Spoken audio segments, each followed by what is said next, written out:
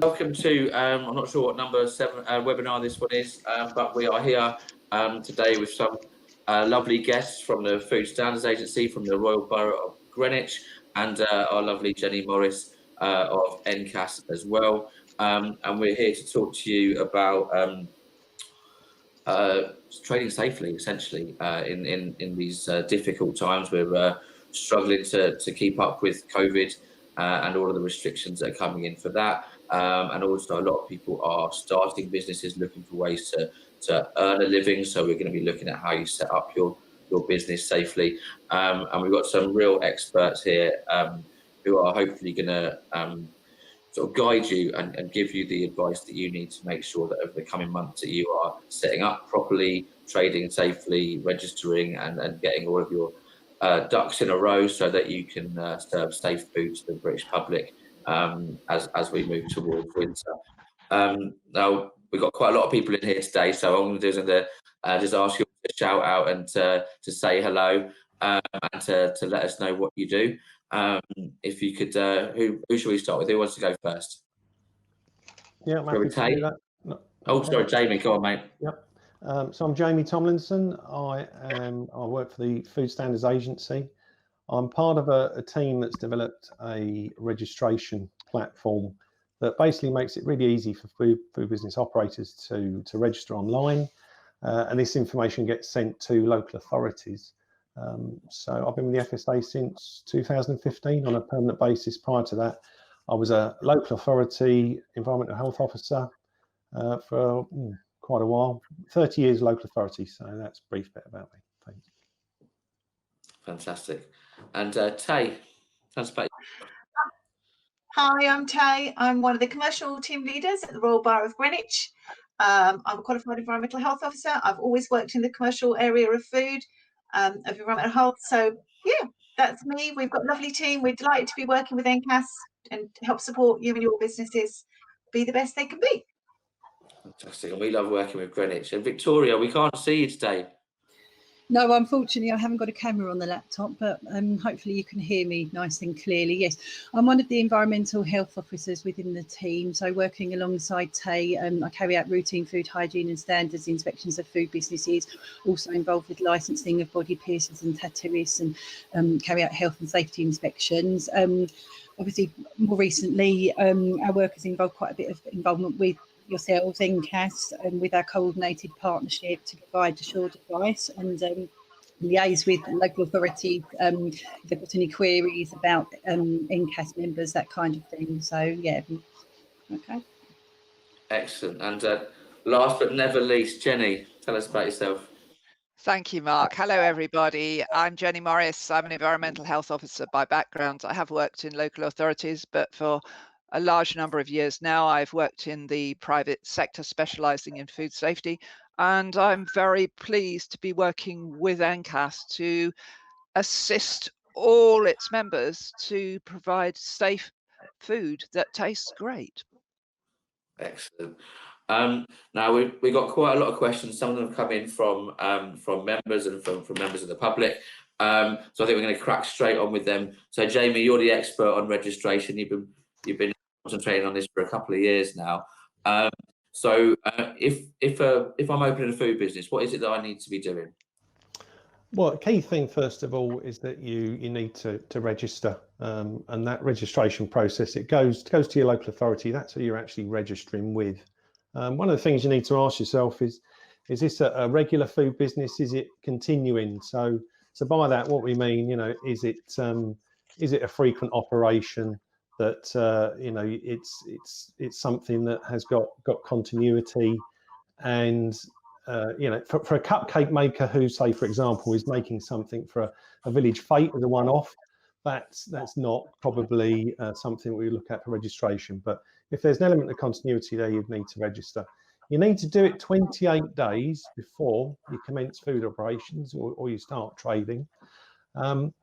You can do it very easily now, and a lot of local authorities have signed up to the FSA Register a Food Business Service. So it's a digital platform that we've created. I'm part of the team that's working on that, and it's really easy to do online. It takes minutes, really. Our first registration was done in a food business, took 6 minutes on a smart handheld device. So it's really, really quick. You can't be refused registration. You know, it's not a license, so it's free. You can't be refused. Takes a matter of minutes, as I say. And if you're not sure whether you need to register or not, the key thing is talk to your local authority, because they're the people who are going to make the decision on a case-by-case basis. If you have any doubt at all, you know, pick up the phone and speak to them. That's your first point of contact, really. So what would you say to someone who maybe doesn't think they're a business, but that maybe they're sort of starting to sell food on Facebook Marketplace or one of these other platforms? Yeah, if you just sell online, you know, if you haven't got a physical premises, it doesn't mean that you're not a food business. Again, key thing really is to talk to your local authority. You know, there's lots of different models of food business now. It's not just a traditional high street shop, restaurant, takeaway retailer.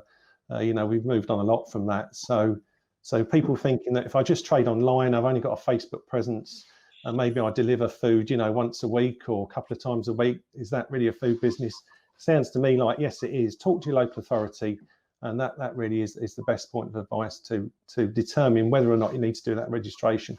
You shouldn't fear it. It's a straightforward process. You know, they're going to ask you some fairly rudimentary questions about the food business, and then what you'll get is a very friendly, helpful visit from your local environmental health officer, maybe Tay if you're lucky, and they'll be helping you from the outset to try and get you on the road to providing safe food. So should people be afraid? Because I think one of the reasons why people maybe don't register is they maybe are afraid of doing so. What are the risks of not registering? Is it a bigger risk to not register than it is to register?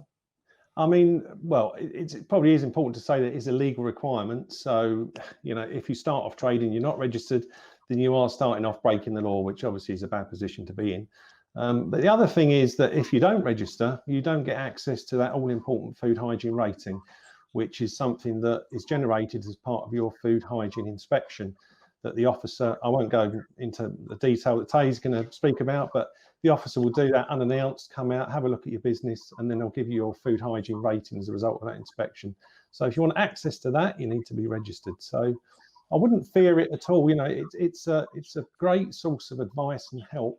And when I was a practicing EHO going out visiting food businesses, we were very favourable to those businesses that contacted us, came to us, were proactive, got on the front foot, and you know, wanted to start off from the word go providing safe food and get as much advice as they could.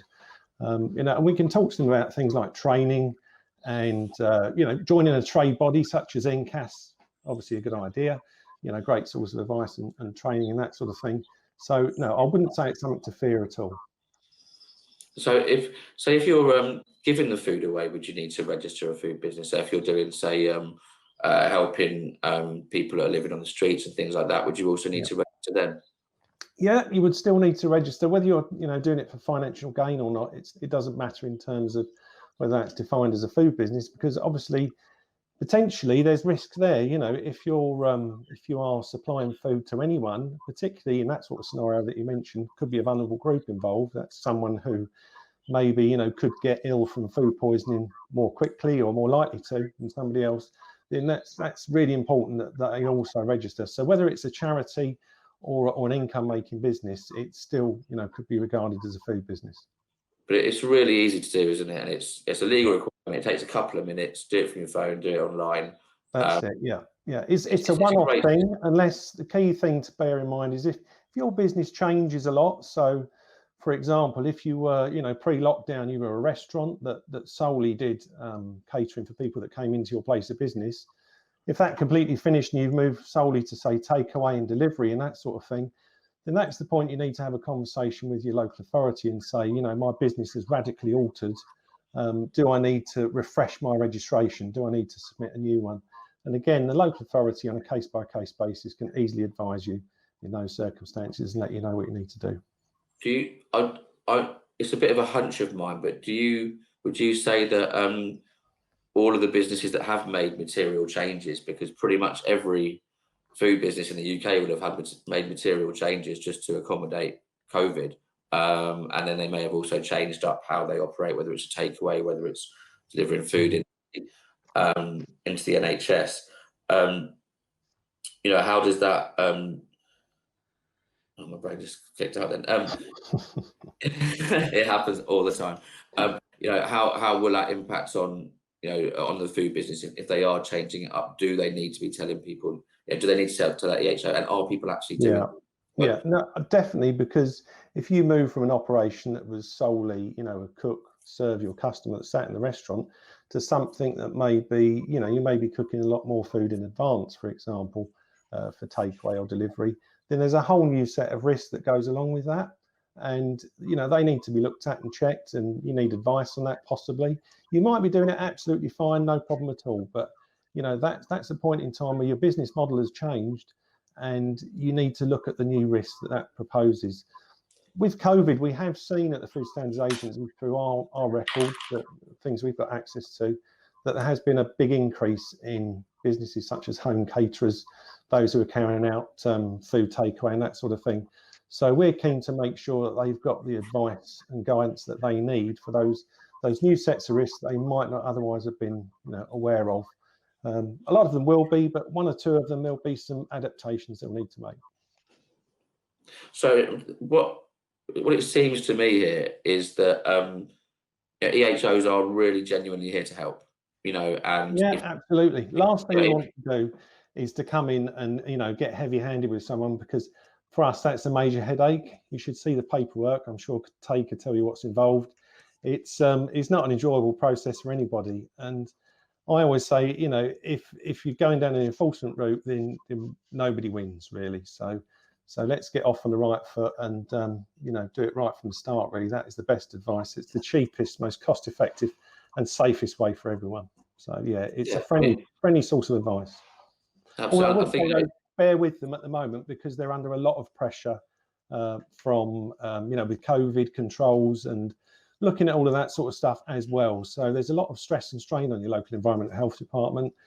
So please bear with them. If it's been a little while since your rating was refreshed, I'm sure that they will get to you, but it's just, you know, it's unprecedented times, isn't it? Absolutely. And, you know, I kind of reiterate the same for caterers, really. You know, they are, you know, struggling to keep up with it, to manage it all, and, you know, but I think that's kind of what we're getting at here. Is, you know, it's actually building a working relationship with your local environmental health department is part of being a professional business. And if you have that professional relationship where you can pick up the phone or drop them an email and go, by the way, guys, I'm now operating as a delivery service because my restaurant can't operate.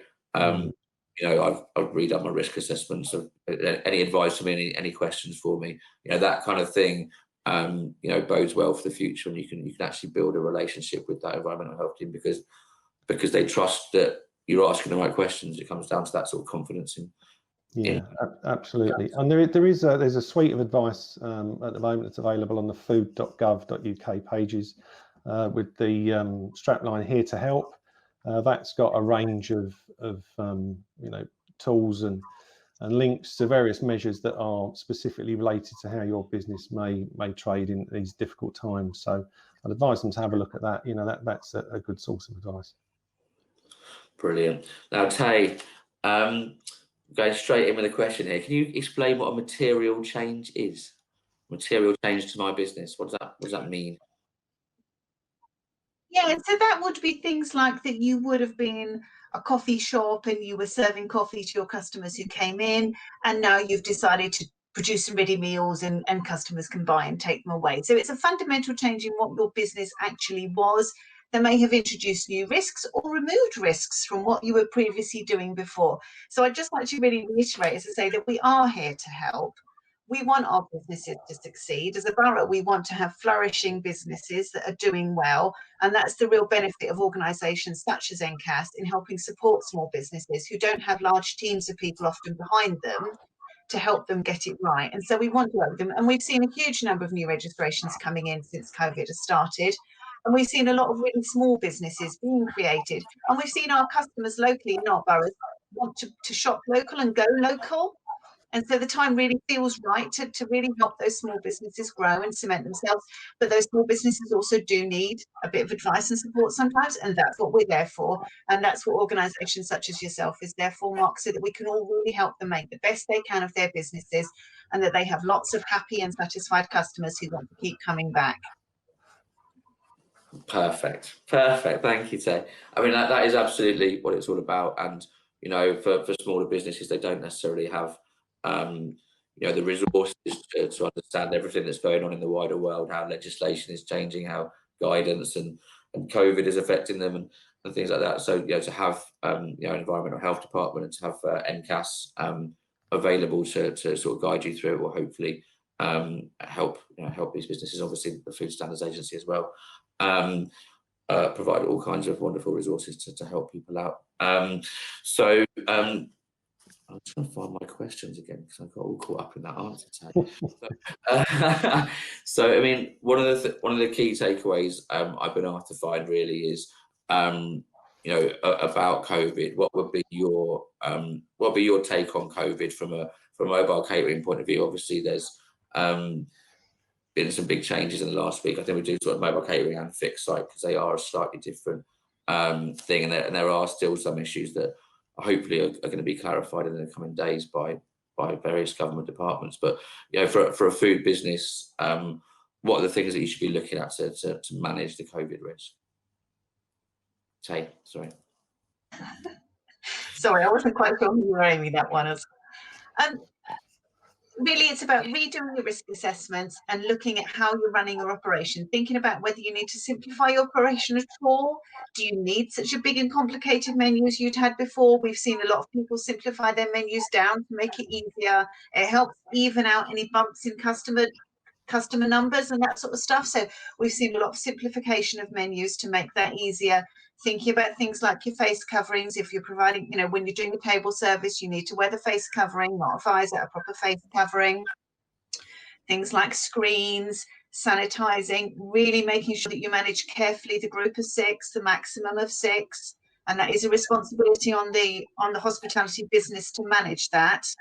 So to be really clear when people come in that, you know, they'll only take a group of 6. If they come in as more than 6, you're either going to have to turn some away or seat them far away as possible. No mingling between tables and this sort of stuff. If people stand up from the tables to go to the toilet or whatever, they need to put their mask on. And so there's been a bit of a shift in some of the new guidance. There's put a bit more responsibility for some of that back onto the businesses.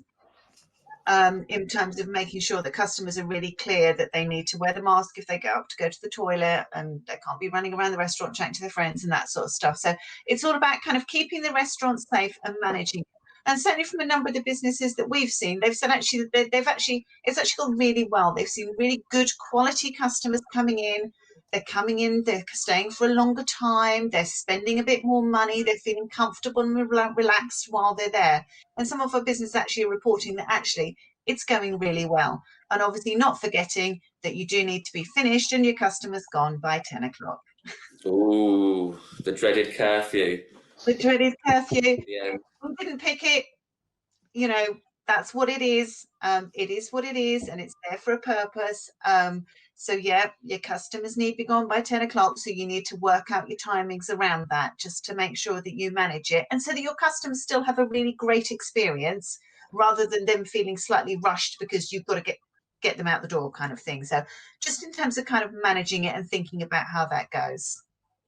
Yeah, no, I think with the curfew, my advice would be get everyone started earlier. Yeah. Okay? Just try to get people in, because half the country's working from home anyway. You know, I watched a football game yesterday at 5:30 in the evening, which I'd never done during non-COVID. So maybe just get everybody. We lost again, but you know, maybe it's just a case of, well, we find ways of managing it, because I think, and the curfew side of things, certainly the restaurants are quite upset about it. The bars are, but maybe have less to argue with. Yeah. Right, Jenny, left you there. You have. I was almost falling asleep. Right, yeah, no, sorry, I was notes. paying attention. Going in with a big one.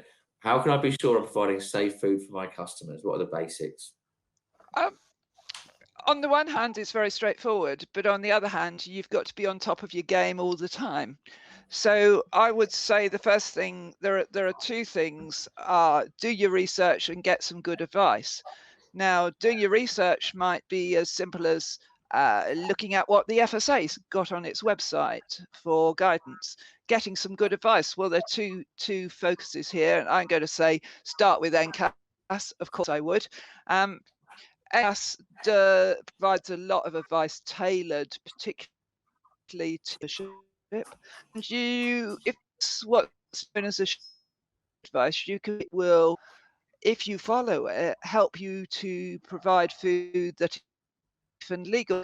The primary, that is Greenwich, Tay and Co, will look at all that, and if they assure it, it means then it is a way of complying with the law. So you've got a couple of things there. Registration, as has been pointed out, links you to your local authority who you can go to for ad hoc advice. But if you want something more specific, you might find it on the NCAS website, which is assured advice, and that will help you. So it's not, as they say, in general, food safety is relatively straightforward. It is risk-based. There is lots of advice. If you're an NCAS member, you're in a great place because you've got even more access than the individual. However, and this is a bit of a however, it's not on top of that food safety stuff. You've got all the COVID requirements and arrangements. But again, NCAS has been on the front foot here and has provided a suite of advice. So don't think you have to do it all on your own. You don't. There are lots of people you can ask for advice, and you've got representatives from them on this webinar today. I was on mute. I mean, absolutely. I think that, and one of the things that customers can't overlook or can't forget or let slip really is allergens. You know, there's a risk that in preparing for the COVID risks, people underestimate the risks that were already there in food safety and allergens and things like that. So Victoria, I mean, how important is it for businesses to stay on top of their allergens, and especially if they're sort of changing their menu or changing their how they serve their customers, you know, moving to delivery and things? How would the allergens issue be affected by COVID? Yeah, I mean, it's really key that caterers are on top of the allergen issue. I mean, I'm sure many people are aware of the high-profile cases where there were some fatalities, where you know, there was confusion over allergens that were in food. So it's really, I can't stress enough how important it is to make it clear about the allergens that are present in food, or where people can get more information if they do have further queries. Yeah, people just need to be very, very mindful about what they're doing if they do change their way of working or the kind of foods that you're handling, to reflect that in their food safety management system, and just to be very, very careful and conscious about everything that they're doing in order to prevent any possibility of cross-contamination, and also to get the information to the customer, the final consumer. It's really, really important. Absolutely right. I think that messaging to the customers, because you're going to have so much less face-to-face contact or opportunity for face-to-face contact over the coming months. You know, have those conversations where you know, a customer might say to you, "Well, I've got this allergy," or "I can't eat this or that." So now we have to be much more bold about what we're doing, and I can't really stress enough to NCAS members and other caterers out there how little you want to be involved in an allergen issue. You know, if somebody becomes ill, has anaphylactic shock, or worse, it's a living nightmare for you, and for the people affected, obviously. It's just not a place that you want to be in. We had a customer, I'm not going to mention who it was, a few years ago, who one of their customers came in and had an allergic reaction to nuts in the food. And all over the stall they had signs saying, "Ask us about allergens, there are allergens in this food, there are nuts in this food," and so on. Their customer didn't tell them, and it was only because they were taken to a medical facility by a friend that they actually survived the night. And that really scared me, because if the customer's not going to tell you that they've got an allergen, what chance do you have, kind of thing. So you know, I think that, you know, being really out there and bold and explaining to customers what's in the food is absolutely critical. And you know, the last thing that you want at the moment is to be making unnecessary journeys to a hospital. Well, we've got Yeah, no, sorry, Mark. Yeah, I mean, we would agree. I know it's difficult at the moment. There is so much stuff going on, and you've got to remember the COVID thing and all the rest of it. But you see, as Mark says, the allergens are still so important. It is the law. It's not optional. You do have to have information about the 14 legal, as I say. The FSA have just updated their e-learning, so that's available and it's free online. So there's loads and loads of resources out there. But I know that it's hard because you're on the COVID thing and you've got your mask and there's a lot going on. But please don't forget to ask about the allergens as well. Yeah, I mean, it's a legal requirement, and getting this wrong could kill someone. And I'll just add to that, Mark. It's also about going back to this online thing. If you're an online only business, communicating that in such a way that your online customers can get it. You may not be talking to them, so making sure it's on your website, making sure that when the food is delivered, that the 14 allergens are indicated at that point. There's nothing wrong with that. That you should be doing that as well. So it's just thinking about it in those terms. And when they design the menu, the very basic stage of looking at what you're going to sell, do your allergens then. Don't try and do it retrospectively. What a nightmare. Just do it from the ground up, really. And we've got templates on the website that can help you with that as well. Excellent. I mean, Jenny, we've done a lot of work on changing up and also allergens. I mean, one of the things that was certainly giving me sleepless nights at the beginning of the COVID crisis was food being sent into hospitals as ready meals. I know that's something that you did a lot of work on in terms of providing sort of templates for risk assessments and explanations to customers on what it meant actually producing food for that gets delivered chilled and reheated, or things like that. I mean, how obviously allergens would go into that. Labeling. If the last thing you want to do is make some doctor ill because you've misinformed them on some ready meal you've had delivered. So I mean, Jenny, how important is effective labeling, and and as businesses change up what they're doing, how does that impact on it? You're on mute, I think.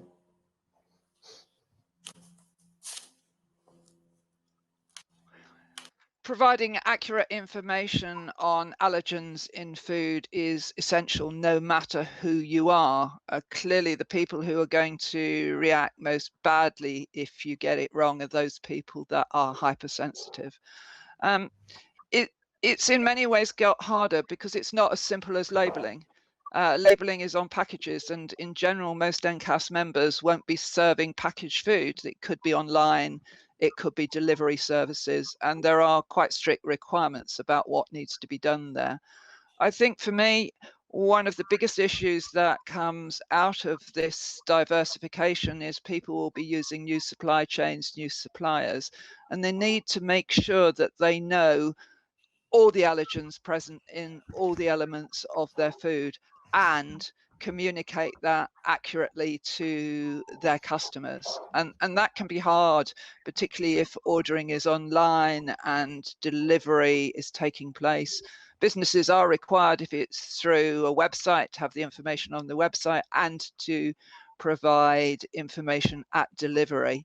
But that's easy for me to say. It's harder for the businesses to actually do. So you've really got to keep your eyes open as a business, make sure you know what allergens are in what meal, in all the meals you're providing, and be very awake if you have to change your supplier because of scarcity or you put in a new dish. Make sure you know it and train your staff really well, because it's the staff often, when you can't label things, who have to pass that information or even write the material for the website or to go with the deliveries. So absolutely right.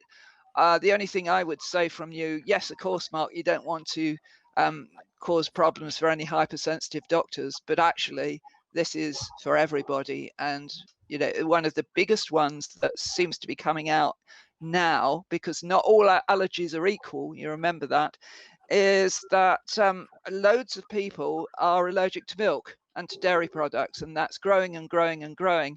And those are foods that get in everything, whether it's a marinated kebab with buttermilk or something else, and people tend to forget this. So you've got to be really vigilant here.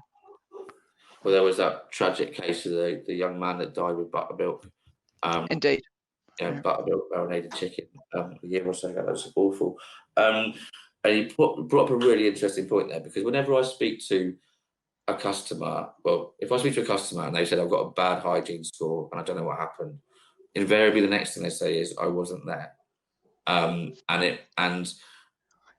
for me, that's usually a case, I get that, but when things go wrong, it's usually because something's not quite been as it should have been. The management wasn't there, or something. It was a stressful day or whatever. But having well-trained staff overcomes that problem, and with your hygiene scores so based on confidence in management, if an EHO turns up and your staff member just messes up completely, gives them the wrong information, doesn't treat them in the right way, then that's kind of your fault as a manager.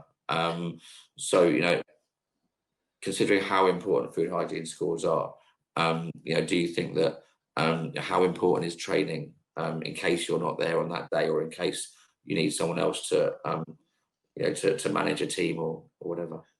So firstly, I'll say what you're talking about isn't just anecdotal. There's been research done into this in the past. And one of the reasons for things going wrong absolutely is someone's on holiday or staff has changed. So you're absolutely right. Good training is critical. Thing I would say about it is, in any business that I would run, and I have run catering businesses, is I would always like to remind staff and to do little updates. It isn't good enough actually just to do it once. You need to remind people. You need to watch what people are doing. You need to supervise them to make sure that they are doing it properly and encourage them to do it properly. It's not just, if you don't do it, I'm going to dock your pay or whatever. It's actually much better to try and recognize people, even just a few words of praise. You're doing that really well. It's easy for us to do that, but do your training, do good training, do little bits on it. I mean, even if you've got the time, just have a chat about something and ask your staff if there is anything they're slightly confused about or anything they'd like to discuss. Engage with them. Don't just say you've done your training, tick the box and that's it, because if you do that, you've got so much more chance of things going wrong and people not being too worried about it, because they might even think, well, the boss isn't here. If anything goes wrong, it's not my problem, it's his or hers.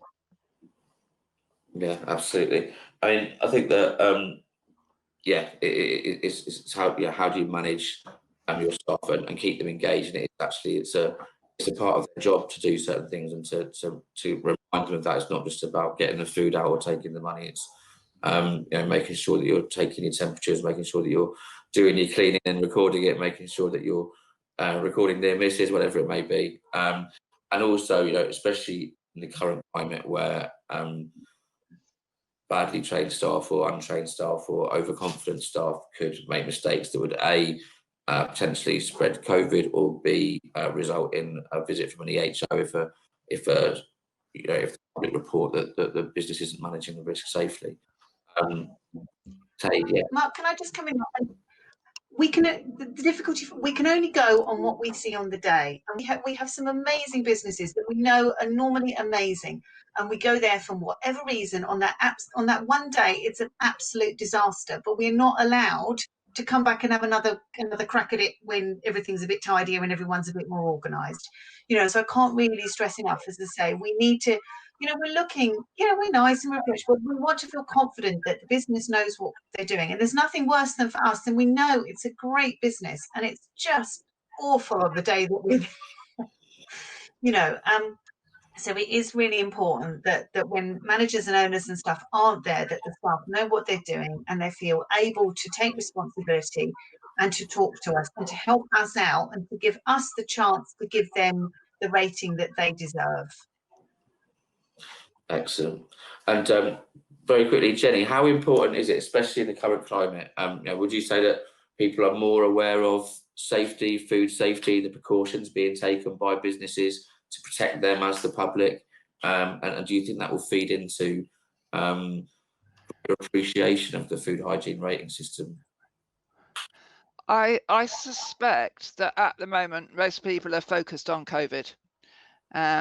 they'll be most interested about social distancing, and there is a risk that not just in customers but in staff, that's where the focus is, and there may be a bit of forgetfulness about hygiene and allergens.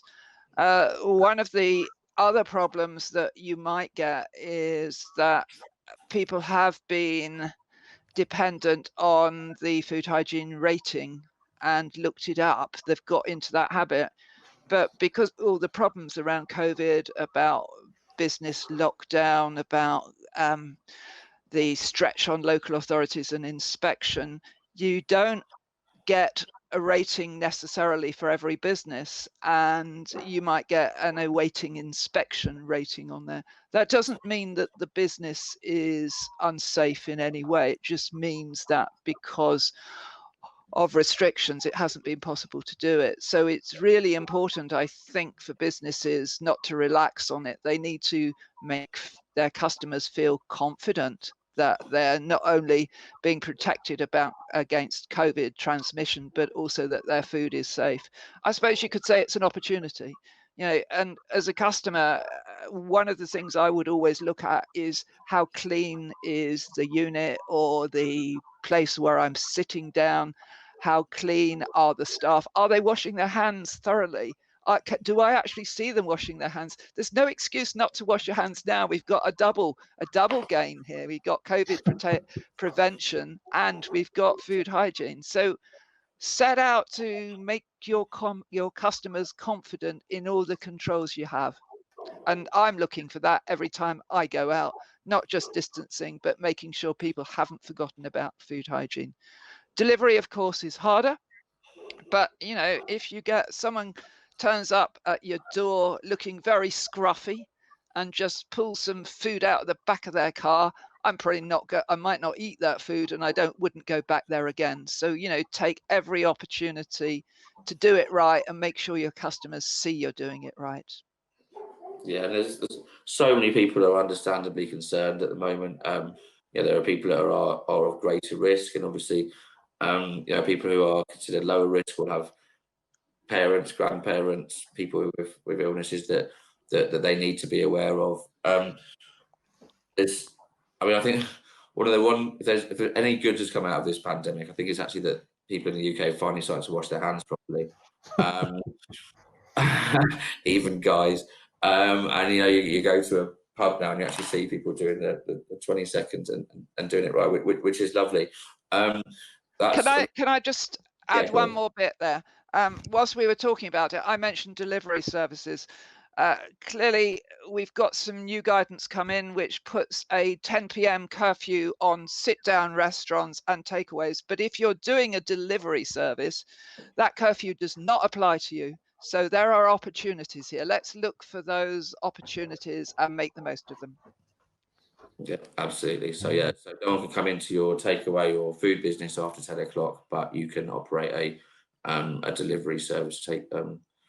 Yeah, absolutely. There are some issues around deliveries with regards to insuring your car. So do make sure you speak to your insurance broker to make sure that you are covered as a courier if you're using your own vehicle, because the last thing that you want is to be driving around uninsured. Jamie, if I'm considering changing how I operate my food business due to the pandemic, what are the things that I need to have in place? What's my checklist? What's the key things to bear in mind? Well, the key thing is I would advise, don't experiment on your customers first. Think about what you're going to do in advance, and think about the controls that you're going to need, because they're going to be different probably if it's something you've not done before. For example, you mentioned you're going to use a delivery vehicle maybe now. Technically, that vehicle is subject to inspection, just like the restaurant or the kitchen, wherever you prepare the food.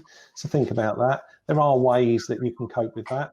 That I would suggest the easiest things discuss with your local authority, because your local EHO could give you advice, maybe physically in person or over the phone, or all sorts of methods on that. So that will create potentially new risks. So think about what you're doing in advance. You might have a food safety management system. You might have one that NCAS has helped you with. You might use Safer Food, Better Business.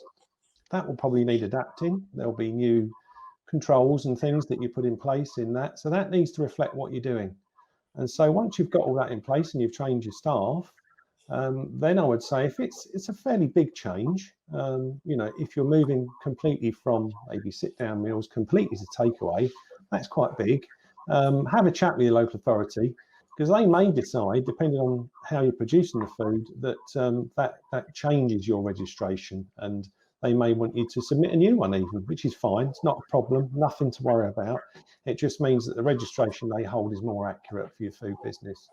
So those are probably the key things, I think. But it's thinking about the controls, the training you need, and the management of those, and getting those in place to cope with that, because they will be different. Excellent. And I think that, I did some interviews a couple of years ago with some very successful street food traders, and I had to ask them all the same questions. And one of the questions I asked them was, what's the most important skill of a street food trader? And every single one of the 10 people I asked said, be adaptable. I think that in that sense, we're almost, we're possibly better prepared for COVID than restaurants, or some restaurants, because adapting is what we have to do. Today I'm in a muddy field today. My staff turned up today. I've got to build a kitchen in this space. So we are kind of used to adapting. But obviously, the way things are moving at the moment, we don't really know whether new lockdown measures or local measures or various different things are coming in. So it may be that in the coming weeks or months, people might have to go strictly delivery or click and collect and things like that. So, it's really important, isn't it, at the moment, to bear in mind that the risks change as you change up what you're doing, and absolutely to reflect that in your paperwork and your communications with your local environmental health department. I mean, what would that be? I mean, that's interesting what you mentioned before about being adaptable. This often, well, I say often, would occasionally happens in the HO. You'd visit, and the restaurant, the mobile, whatever it was, that particular day, they had no hot water, no running hot water. It just happened. And as Tay said, the food hygiene rating that we give that business, it has to be based on that snapshot. Now, we know if we visit that business, if that's an eventuality they've thought about and thought, well, what can we do in that situation to get around it, the various controls, then we assess it on that basis. So it is about looking at what can happen in different situations. The mobiles, as you say, that one location needn't necessarily be the same as the other, and it's thinking about how that affects food safety and adapting accordingly. So that's what we're looking for, really, is that you've looked at all eventualities. That is a key thing. Brilliant. And so, Tay and Victoria, I mean, have you seen? I mean, you're out there on the front line working with all of these businesses. I mean, have you seen, people, a lot of businesses looking to adapt and to change up how they're operating? Yeah, we've seen some real kind of amazing entrepreneurial spirit, actually. Businesses that perhaps would have historically been a coffee shop or something, they've diversified their product ranges so that they can provide more of the things that people need locally, particularly around the time when it was quite difficult to get into the supermarkets and the stuff just wasn't there. So we saw a real kind of local shift around some of those things. We've seen them diversifying, we've seen them offering deliveries. We've seen them really looking at what their customers want and actually been able to make brand new and really exciting businesses out of something that's been absolutely awful for everyone, but they've really been able to adapt. And small business has that flexibility. That's the brilliant thing about small business.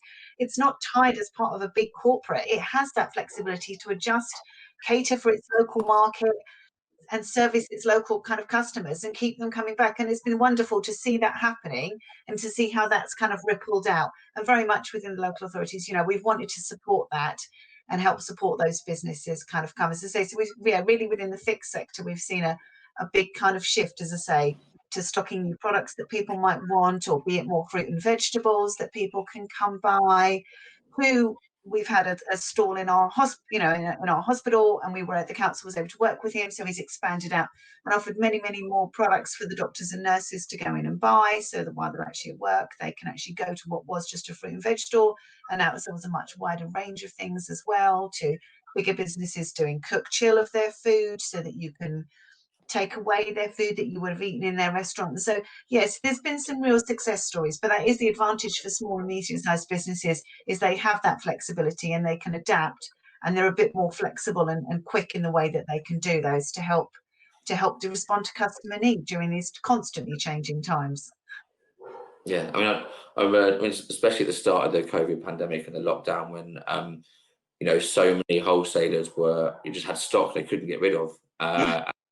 You know, a lot of restaurants, a lot of mobiles basically turned into grocers, which was incredible. And just to see just to see how much people were shifting. I think there's 3 or 4 businesses that come to mind in my head who've probably shifted 4 or 5 times since March in how they operate, and it's just incredible. But I think that for the guys at home, it'd be really lovely. It would have been really lovely to hear that EHOs are actually supportive of them changing how they operate and adapting. You know, that I think that's a really positive thing, that the FSA and the local environmental health departments want these businesses to find a way to continue, and will help them to do it safely, which is a really lovely takeaway, I think, for our guys. Know that. And we've been able to link into some of the kind of wider council initiatives, working with some of our business teams, with the markets teams, some of the grants and stuff that's been available. So we've been able to really kind of feed into some of those wider things as well. As I say, we want our businesses to do well. Particularly in my borough, a lot of our businesses are staffed by people that work locally, you know, and shop locally, and we want them to do well and to do as well as they can. Now, you very kindly did a video for us about not being afraid of EHOs a couple of years back, which was wonderful. Victoria missed out on that one, so I'm going to ask her to fill us in on this last one. So, where's the question gone? Where's it gone? Yeah, so Victoria, what are your experiences of businesses changing up? I've lost you. Oh, sorry. Yeah. When you say changing up, what do you mean? So shifting their focus, so maybe going from being a restaurant to a takeaway, or yeah. As Tay's already sort of explained, they're doing the best that they can to adapt to the circumstances, really. So yeah, much more focus on delivering, offering a takeaway service, that kind of thing, really. Yeah, so I've been pretty impressed so far with what I've found. You know, rightly so, the businesses are taking this whole situation very, very seriously, and as I say, doing what they can in the unfortunate circumstances. Yeah. And so you're out there doing are you back out inspecting already? Yeah, have been since the 1st of July. 1st of July, fantastic. So, you know, what for a new starter, or you know, for a business that's been inspected pre-COVID, but obviously things are probably going to be quite different now. What would a business expect from an inspection during a COVID pandemic? How different would it be? Or the way in which we're operating at Greenwich is initially we're sending the business a COVID questionnaire just to make sure that nobody at the premises is symptomatic, or they haven't been abroad anywhere where they need to be quarantining for 14 days. So I just want to be confident that the business is COVID secure before we do set foot across the threshold. So that's obviously from our point of view, but also thinking about the safety of everyone working in the business as well. Just taking a professional and a pragmatic and proportionate approach, really. I think, as everyone's emphasised, as environmental health officers, we're there to advise, educate and support businesses. We're supposed to take a graduated approach to enforcement. So I'd hate to think that anyone would be fearful that we'd go in and be looking to enforce against them immediately. You know, we try and work with businesses and support them, especially during these difficult times. And help them if necessary to adapt, or to look at things, take a different approach. In the current situation. So, as I say, we're there to support businesses, and there's a wealth of information available out there online, on the NCAS site, as you're well aware, FSA information. So and also I would encourage people to contact their local authority environmental health officers as well, who I'm sure will be willing to assist them. Mark, Brilliant, yeah, Mark, can I just add that whilst we'll do our normal food hygiene inspection, and we'll talk about the allergies and the cleaning and the paperwork and all the things that we normally would have done as well, we will look a bit different. We will be wearing visors and masks and that sort of thing, and gloves. And we may ask you to clear the kitchen for us so that we can maintain distancing. It's important that we're safe, as well as that we keep you safe from us being on your premises. So we might ask you to lay the paperwork out for us in some way that's quiet and that we won't be disturbed. We want to be really sure, as I say, that we keep the business safe as well as the business keeps us safe. So we'll be doing some of those things, but the COVID controls and stuff won't form part of the FHRS rating. That is separate and it will be dealt with separately. It's dealt with under health and safety. So we will look at it while we're there, but your COVID controls won't form part of your FHRS rating. Your rating is exactly the same as it always would have been in the past. It's just that now we're going to talk about COVID as well. So a few weeks, maybe even a few months back when we were chatting, you mentioned a phrase to me, dynamic inspections. Are they still ongoing? What does that mean? So at the time we were being really flexible. And so during that time, we phoned literally hundreds of people, hundreds and hundreds of businesses on our database. And we spoke to them and we asked them what they were doing and we gave them advice and we talked to them about support and all those kind of things as well. But now we're back into our inspection mode and we're doing our inspection program. A little bit of flexibility as a manager around kind of how I'm managing that, because we obviously do have a backlog of inspections that we weren't able to do whilst we were closed. Please be assured we're trying to catch up with those as quick as we can. We know that everybody wants their new rating as well. And certainly at Greenwich, I'm happy with how we're doing that. But there is a backlog of inspections within the local authority because they were closed and not able to go out for a while.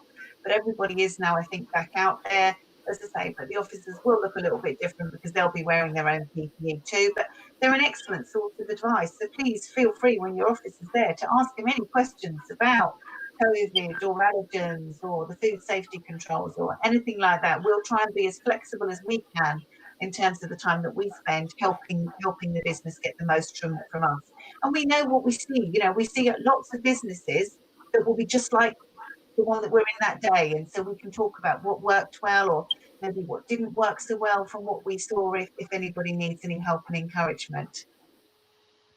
I think that's a really interesting point. I'm going to sort of take that to Jamie because 30 years as an EHO, you've probably seen it all, haven't you? I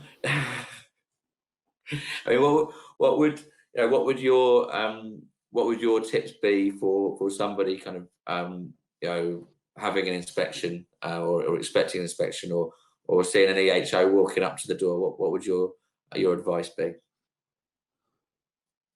I think you're on mute. Apologies.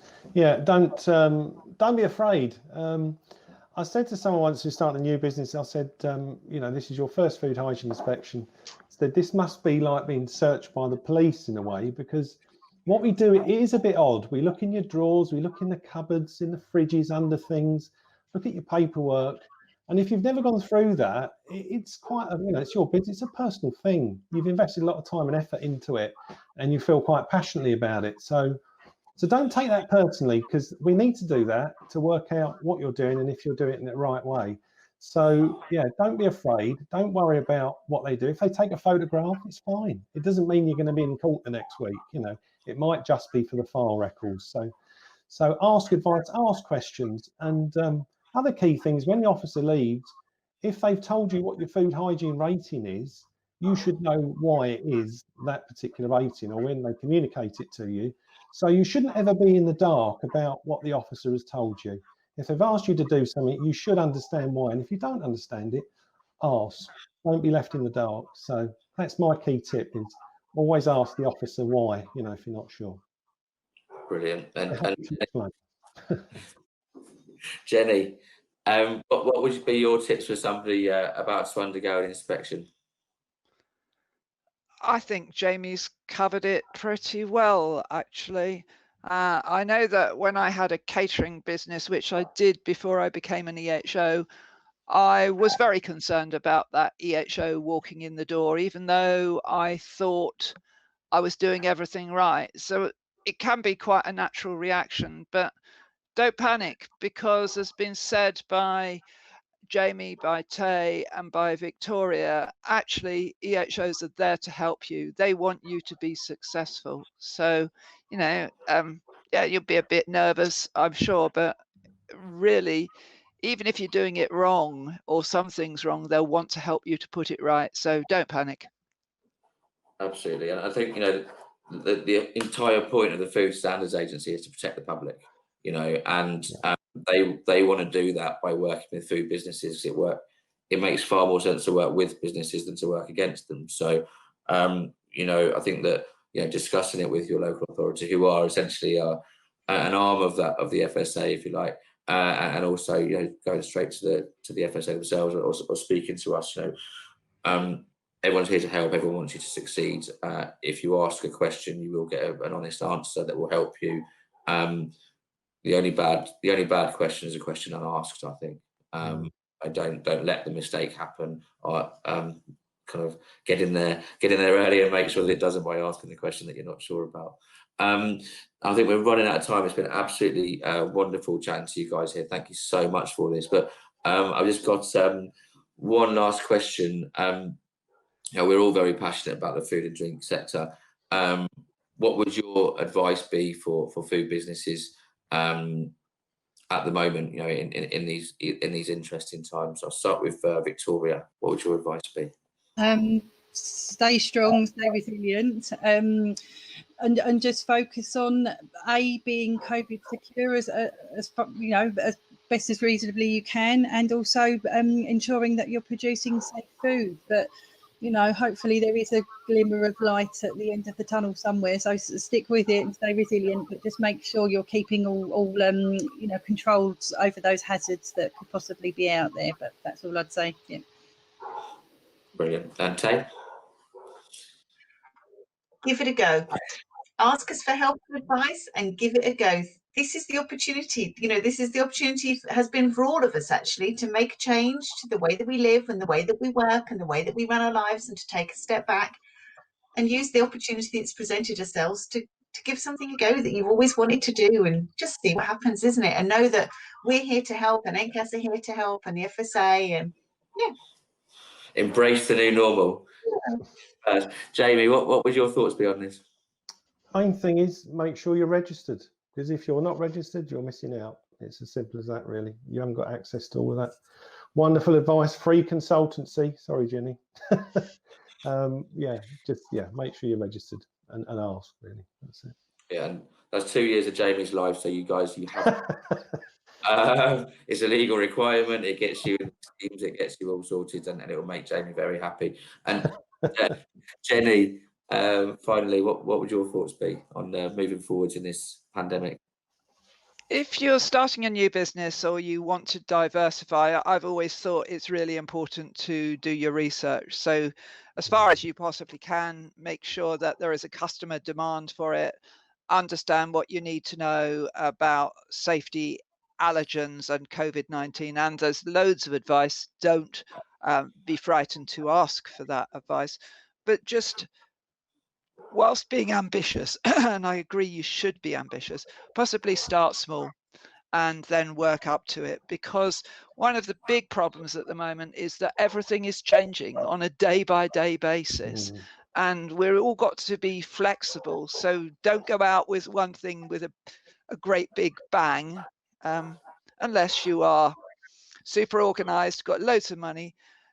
Have an idea, test that idea, start small, but make sure you're flexible and you can change very fast, because we're finding, all of us, you know, what were the rules yesterday may be completely different in 3 days' time, and that's such a hard thing to do. So don't be scared of doing it. There are opportunities here, as has been pointed out, but do it with some care and ask for advice and you'll get it. Absolutely.